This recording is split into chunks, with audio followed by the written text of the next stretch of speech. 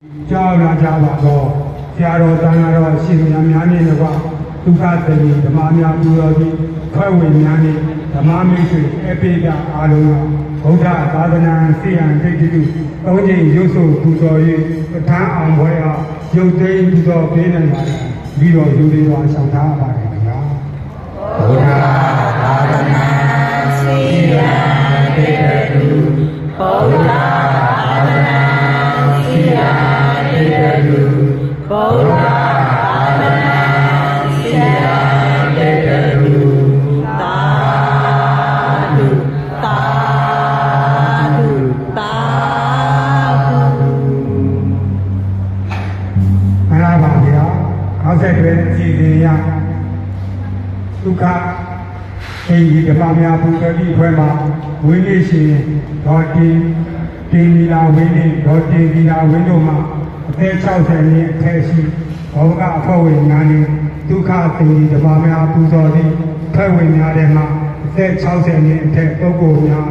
လူရန်ပူဇော်သွားပြီးအစီအစဉ်ပါဗျာဝိနည်းရှင်တော်တင်ဒီလာဝိနည်းတော်တင်ဒီဝိတို့ကဒီလိုပြနေပါရဒေသကပန်ကြားပါ